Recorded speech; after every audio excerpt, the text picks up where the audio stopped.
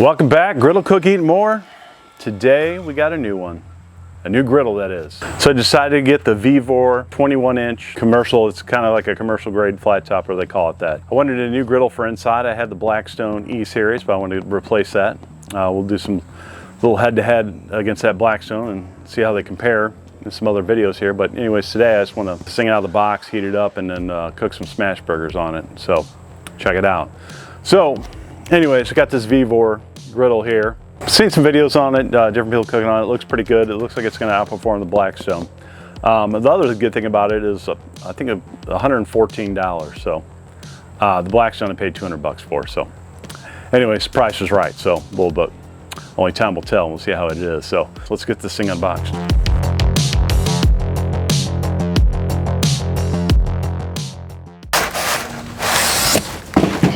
This thing out of there. There we go. All right, thing's got a little weight to it.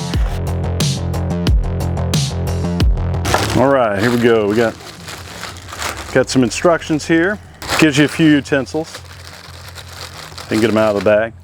So, gives me two little baby spatulas, kind of cool. Two little baby brushes, so a little complimentary. Give me a little manual. Got a little power cord there. Let's get this plastic off. All right, I got it out of the box. So here, let me I'm gonna grab a camera so we can get a little closer up on it, kind of check out some of the features. So be right back. All right, apologize about the sun here, but kind of get a look at it here. So it's got some little plastic protective stuff on the top. We're gonna get that off. It's probably gonna be greased up there to keep it from rusting. So first thoughts of this thing, it reminds me of a commercial griddle.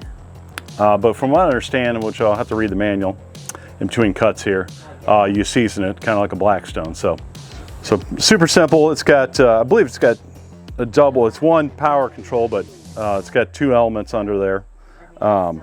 So you got Fahrenheit, and then you also got Celsius controls there. A little green power button, and then a heating button when it's heating. Got a little grease tray here, so not too bad. So, and it's like that commercial style there. It's got the trough. I wish, you know, like Blackstone and Halo and all those ones would make something similar like that with a trough in front. So, yeah, I use these a lot in restaurants, so kind of cool. So, kind of take a look around it. So, it's got that commercial look to it. Got a little power cord. It is 110, so you just don't need 240 on this little guy. All right, so I'm gonna get the manual out here, read it, see what it says. But from watching a couple of videos on it, we got to get it seasoned and cleaned up. So let me read up and I'll be back. All righty. So after reading the directions on it, it's kind of contradicting. It doesn't really say to season it. As you read through it, it's kind of weird. So it says to use a grill brick, kind of like you would, or a commercial safe degreaser that you would in a restaurant. Which I kind of thought that the way it's, but I've seen people season it. But then it says later in the directions, season as it says in startup, but there's really not a startup section that tells you to season it. So I'm going to start off using it like a commercial griddle because that's kind of what I thought it was, but I may go to season it, who knows. But we're going to try this first, so why not? So the first thing I want to do, I'm going to get it plugged in here. I'm going to start getting it warmed up a little bit. It's got that protective oil, so I want to kind of warm it up, get those oils loose, a little soapy water, paper towels, we're going to get it cleaned off. So that's what we're going to do. All right, as you can see, it's got the little green light on and the orange light on below. It's heating. So let me see what the settings on here. It's all the way off, or not really. They don't even really have an off position. But we're going to go to, it's got 302, kind of in the middle. I want to do about 350. There we go. All right, we're going to get this thing cleaned up here. All righty. So got me some warm water here. Got my scraper. Got a little Dawn there. Help get some of that off. So you start to feel it's getting a little warm there. So let's get a little water on there. Get some paper towels. Right now I just want to kind of wipe it down a little bit. And put a little bit of oil to help get this factory oil off of here.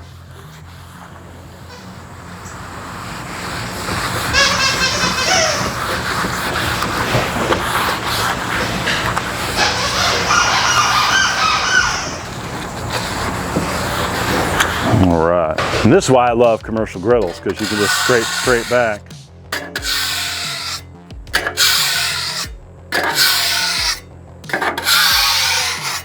Right in your trough.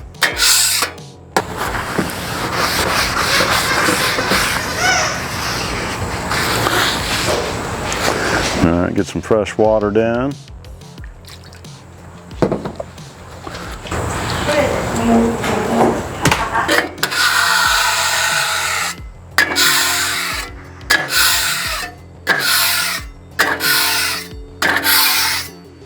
Then you get to a little trough here. Now, the way this thing's sitting, my water, my patio slopes for drainage, so, and I'm sitting that way, so it's going away from its trap. But that's all right. All right, give this thing one last dry here. All right, so we're gonna let this thing heat up here, and we're gonna throw some smash burgers down. That's always my first test. Super excited about this. The Blackstone E-Series will not make a proper smash burger. You just don't get that Maillard reaction. You can get that thing up to 500 degrees, takes forever. And as soon as you put a burger down on it, it's probably 200 degrees. No heat retention whatsoever. So as you can see, so it looks like it's a little bigger, thicker plate there. So, and then also you can look over here. So when it's preheating, the orange light's going to be on, and then once it's hot, that kicks off, and then it just on and off as it heats up. The green shows power. No actual power switch on it either, so you just unplug the thing. So that's it for now. Let's let this thing get hot. While that's doing that, I'm going to get my burgers prepared, my balls, and then we're going to throw some smash burgers down, see if we can get that desired Maillard reaction, that crust we want. So. In the wintertime, when it's super cold, I love using, I use the crap out of my Blackstone. So we're gonna, hopefully I like this thing, and I'll use the crap out of this inside. So that's the plan. So we'll be back. All right, I want to give a quick shout out to Andy over at the Food Experience YouTube channel. This is his channel that I was watching and checking out, the Vevor Griddle. He has done a couple reviews on them. He did one on the 21-inch and just recently on the 14-inch. Got a lot of cool videos there cooking on it, so kind of inspired me and pushed me over the edge to get the griddle. He does have a discount code, Vevor Sale 5, which will be included in my description, and also I grabbed some links to the different size griddles. They have a 14-inch, 21, which I got, and they also have a 29-inch. So, and then also the discount code, I believe, is good for anything at the site. Vevor has a ton of stuff. Lawn and garden, a ton of restaurant style stuff, all kinds of stuff. So be sure to check out their website and check out what they got. But anyways, that's it. And if you get a chance, go check out Andy at his channel at Food Experience on YouTube. So he's got a lot of cool videos cooking on the Vevors, doing some neat stuff. So all right, here we go. Moment of truth. Got this thing fired up. I guess with this top, it doesn't read correctly with this thermometer gun. Kind of weird. So this thing's telling me it's only 110 degrees, but there's no way. So now this thing does take a minute to heat up, but anyway, it's got to heat up probably, I don't know, 20 minutes, 15, 20 minutes. So we're going to go with 4 roughly 2-ounce balls. I use a 1/3 cup, or pucks per se, and we're going to see what happens here. So we're getting some sizzle, which is good. All right, with this being non-seasoned and non-stick, hopefully I can do this without parchment paper. Like on my other grills, I would warm this up a little bit, but I'm hoping it's going to stick enough to the griddle, like a commercial griddle, where I won't have to worry about that. So here we go.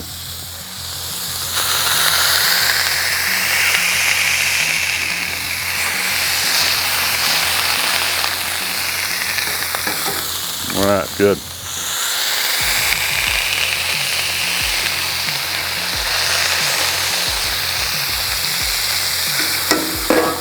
Only issue is it's a little tight here, so when you get big burgers.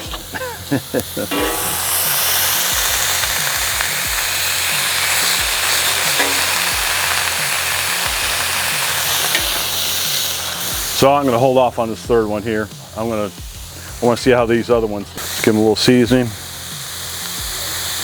But looking good. Looks like we're going to get those good lacy edges there. It's boiling through, so we're ready for a flip.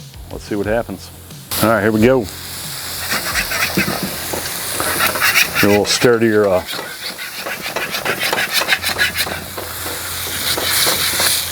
There we go. Perfect. Perfect.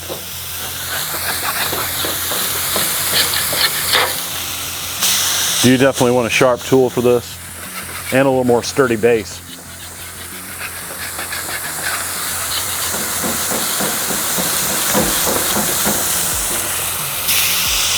Perfect.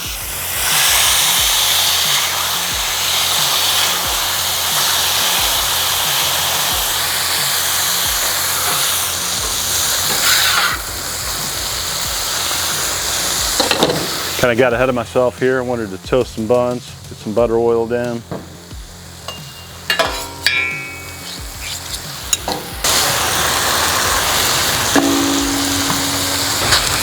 Right, let's get some cheese down.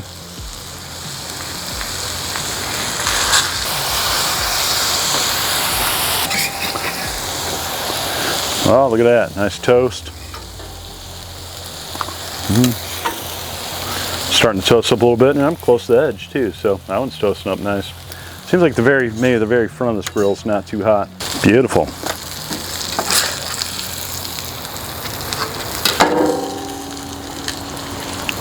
That one over for a little butter toast. I know this one's looking good. Perfect. Good enough. All right, I'd call that a success. My Blackstone wouldn't even come close to this, and we are gonna do a little head-to-head competition, smash burgers and stuff. So, but anyways, unbelievable. So, 115 bucks, 200 bucks for the Blackstone. Come on now. This is a great little griddle. Now, as long as it holds up. Now, first cook was good. So, but we're gonna go with the non-seasoned approach. We're gonna clean it up. I'm gonna get some professional griddle cleaner, which is really awesome. You use that in restaurants. That brings it back to that brand new finish with ease. I'll show that probably in the next video, how to do that. So, but that is it for this one. First impressions, it's badass. Stay tuned. We're gonna have some more tests on this thing and see what it's all about. That's it, I'm out.